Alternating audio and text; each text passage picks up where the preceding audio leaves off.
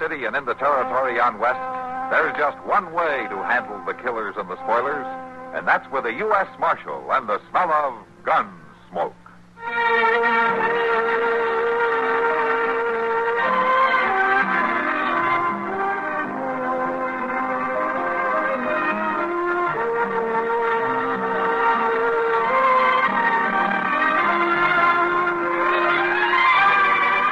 Gunsmoke, starring William Conrad, the story of the violence that moved west with young America, and the story of a man who moved with it.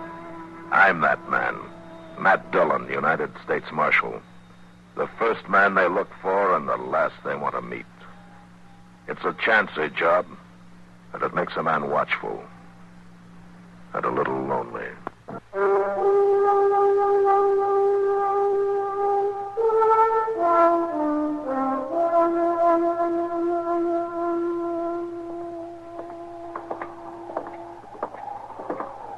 We're going to stop in at the Long Branch for a minute, Mr. Dillon. Might as well, Chester. There won't be much doing around town tonight. Sure do hope they got a rip snorting fire going. The wind's got a nip to it, all right. And it's going to blow up worse for a morning. Looks like it.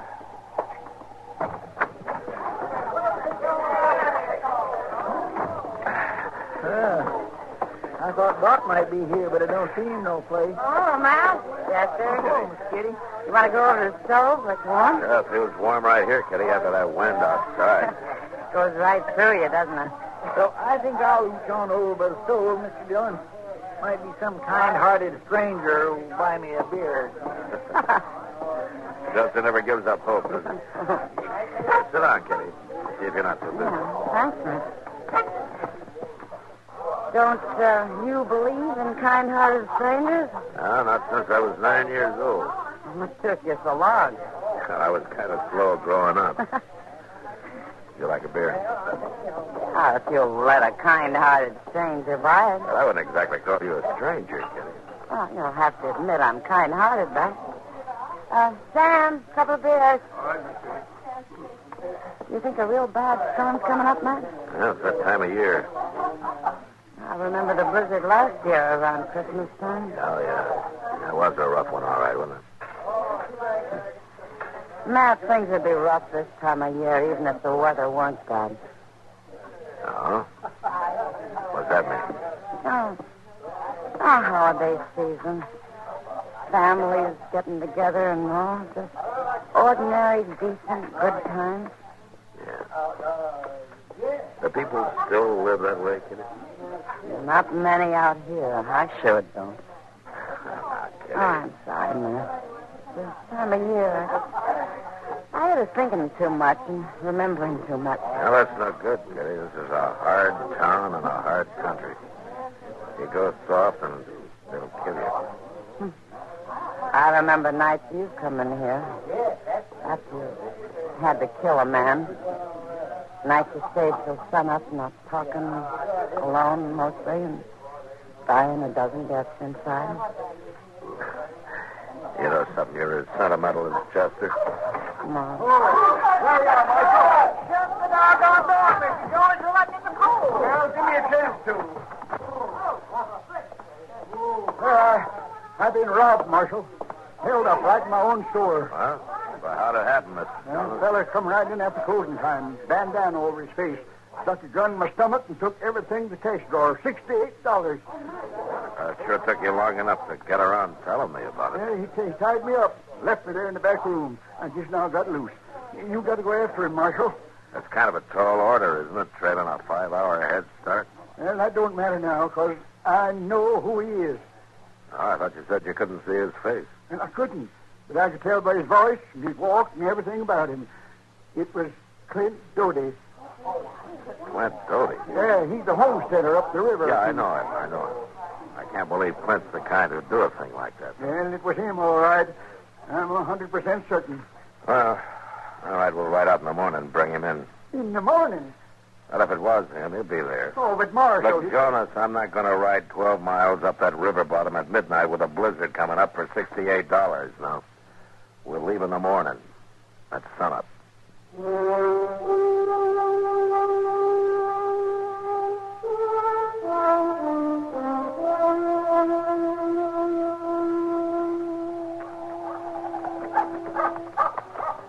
He must have heard us riding up, Mr. Dillon. Yeah, you'd think so. Suppose he's going to hole up in the house and just try to shoot it out? I don't think Doty's the type, Chester. Well, nobody didn't think he was the type to hold up Mr. Jonas, neither. Well, morning, Marshal. Chester. Doty? How are you, Doty? Come on in and sit. I got some coffee on the stove. Well, we might warm our hands a little bit. Come on, Chester. Yes, sir. I reckon Medora can rustle up some eggs inside meat if you ain't ate. Thanks, Doty, but we had breakfast before we left Dodge. And you can get warm at least. Hey, what you trying to do, Marshal? Blow up a storm? That looks that way. It's been snowing since daybreak out here in the river bottoms. And with that wind blowing, it's going to start drifting. That probably will. Well, I'll heat this coffee up with it. What brings you out this way, Marshal? You, Doty? Me? What do you mean? We're here to arrest you. Take you back in. What for? Armed robbery. Armed robbery? You mean that hold up at the general store? News seems to travel fast, doesn't it? How'd you know about it? Well, What's all this about armed robbery? Oh, you know my wife again. Yeah, sure. How are you, Mother? Morning, man. Did I hear you accusing Clint of robbery, Marshal? That's more a matter of Wilbur Jonas accusing him, man. When did this happen, Marshal? Yesterday evening around 7 o'clock. Clint hasn't been away from this place for 2 days. No, Medora. A wife's word might not stand for much under the circumstances, Medora. Are you calling me a liar? No, Medora, stop that. There's people seen me in town yesterday evening. And Wilbur Jonas claims he's one of them. Oh, the way I heard it, the fellow that held him up was wearing a mask. He says he recognized your voice. Wilbur Jonas couldn't recognize sour apples if he had a mouth full of them. Well, I guess that'll be something for the judge to decide, man. Then you're going to take me into jail? Unless you can prove you were somewhere else at 7 o'clock last night. Well, that might be kind of hard to do, Marshal. And then we better get started. We've got a hard ride ahead of us. Oh, no, wait a minute. I can't go off and leave Medora like this with a storm coming on. Well, maybe one of the neighbors could come over and stay with her. There's none closer than 5 miles, Marshal, and they all got plenty of troubles of their own this time of year. I ain't even got enough firewood to put it up to last her more than a day and a half. I was aiming to get some laid in today. I'm sure she's made out before. Oh, well, maybe so, but not in her condition. Clint. Condition? What are you talking about? Well, she's going to have a baby, Marshal. Oh, for the love of... It's mighty hard on a woman having her man took off to jail and not even wood in the house to keep warm. Now, look, Doty. You know, it wouldn't take no time at all if the 3 of us was to pitch in together. All right, Doty, let's get at it.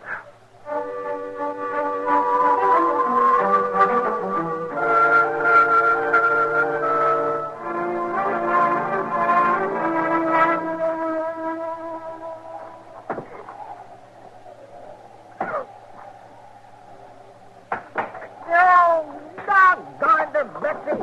What's the matter, Chester? Well, this cussed axe needs sharpening again, Mr. Dillon. It ain't too good a steel. The Marshal's got the best of it. You couldn't prove it by me. Well, this one sure don't hold its edge none. Oh, here, Chester, let me touch it up with the stove. Oh, my gracious, that itches my teeth.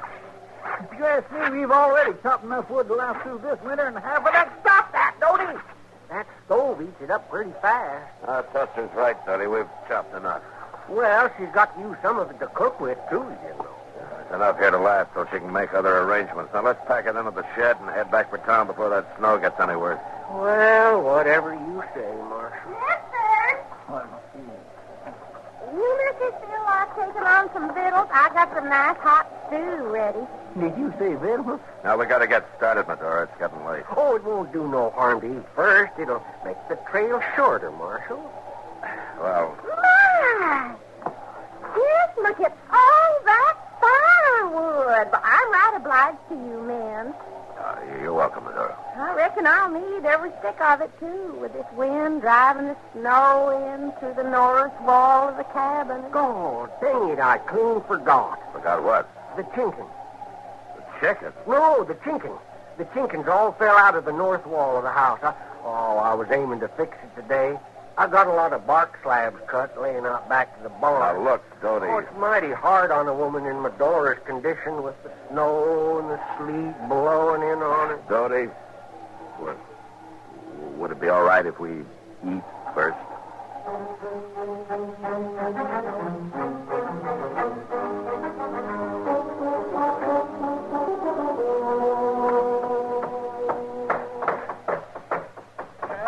reckon that about does the job down at this end.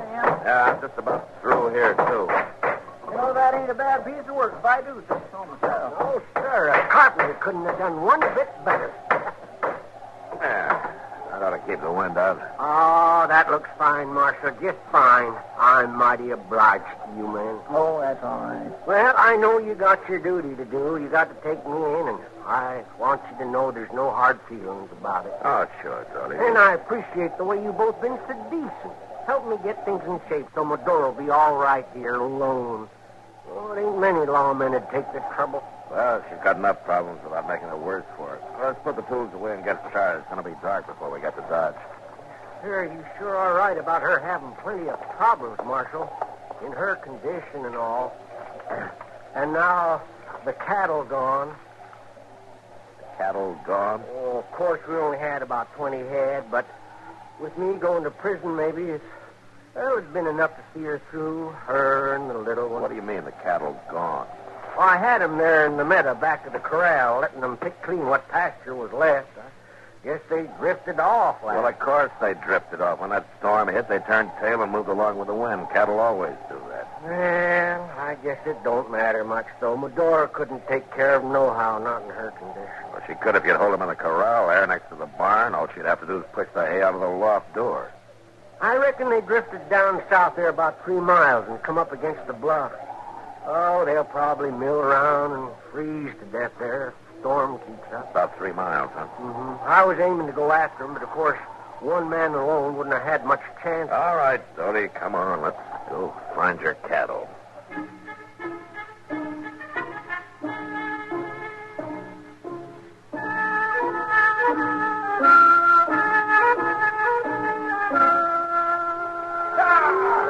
Go on in there. Let's get in there.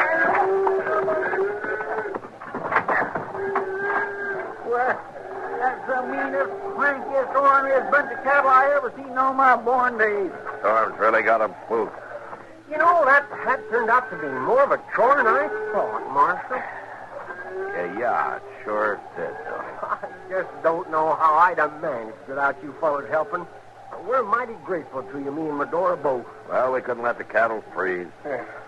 Well, if you'll wait now till I put these lanterns in the barn, we can leave any time you say. Oh, unless, of course, you'd like some hot coffee first. Doty, it's dark now. You know as well as I do we're not going to ride back to Dodge tonight. Well, say, in that case, maybe you wouldn't mind helping me kill and dress a couple of dozen hens. Couple dozen hands. Hang them up under the eaves to freeze. Oh, my gracious. Chicken broth, mighty good for a woman in Medora. Look, Doty, we've already chopped your wood, fixed your house, and rounded up your cattle. Oh, you've been mighty decent. All right. All right, we'll help you dress your chickens. We'll make soap for you, salt down the pork, preserve eggs, anything you say up until midnight. Then I'm going to get some sleep. And at sunup, we're going to ride into Dodge, and you're going to jail.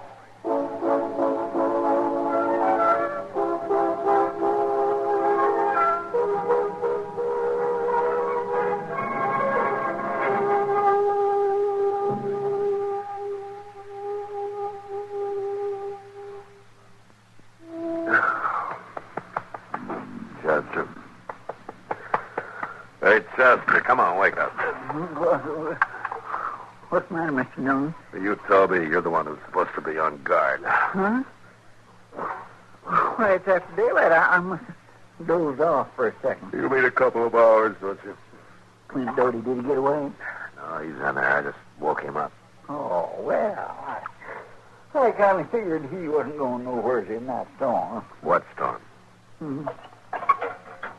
Why, it's over. It died out during the night. You better get yourself collected, Chester. We're heading for Dodge. My, just look at that sun on the snow with you now. Turn out some of them boots out of the swarthy. Oh! What's the matter? Oh, Mr. Dillon, I'm so lame I don't even know if I can stand up straight. Well, keep trying. I swear I'm going to have to be spoon-fed for a month. I ain't never worked so hard in all my life. Hello? Is anybody home? Somebody outside. Yeah.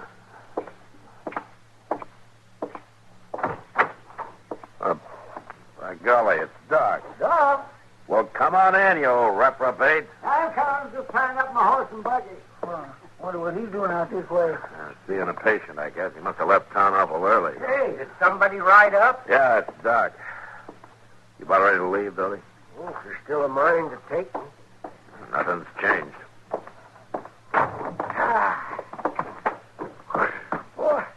Well, Matt. Chester. So this is where you've been hiding out. How are you, Doc? Yeah. Oh, good morning, Clint. Morning, Doc. Got any coffee? Oh, have some in 2 shakes, Doc. Medora, Yes, Clint? will you come out and fix some coffee? Just a minute. What are you doing out here this time of morning, Doc? Oh, the Murdoch baby was acting up, touched the croup, so I spent the night there. Thought I'd just drop over and say hello to the Doties, as long as I was this close. You could have done that in town. I'm taking him in. You're taking him in? Well, for what? Robbing Jonas Sindle's store night before last. Robbing the... Now, where'd you get that idea?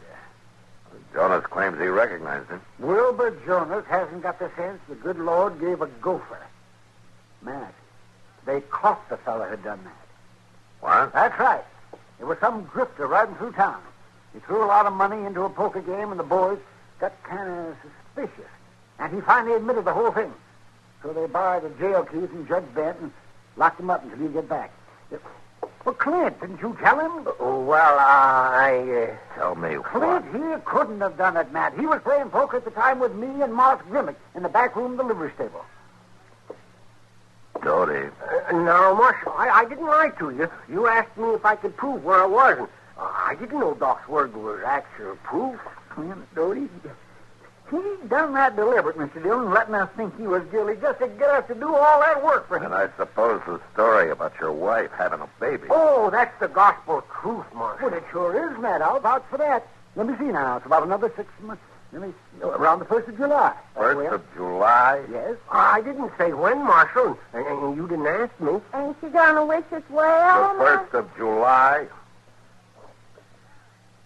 So help me, Dodie, for 2 cents. Oh, we might even name him after you, Marshal, if we can't think of nothing else. So help.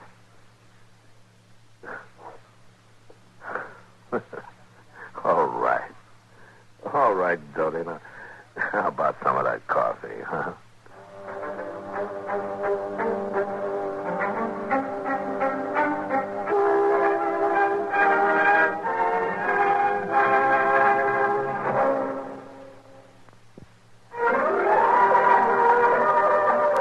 Gunsmoke, produced and directed by Norman McDonald, stars William Conrad as Matt Dillon, U.S. Marshal. The story was specially written for Gunsmoke by Les Crutchfield, with editorial supervision by John Meston. Featured in the cast were Joseph Kearns, Virginia Gregg, and Ralph Moody. Harley Bear is Chester, Howard McNear is Doc, and Georgia Ellis is Kitty.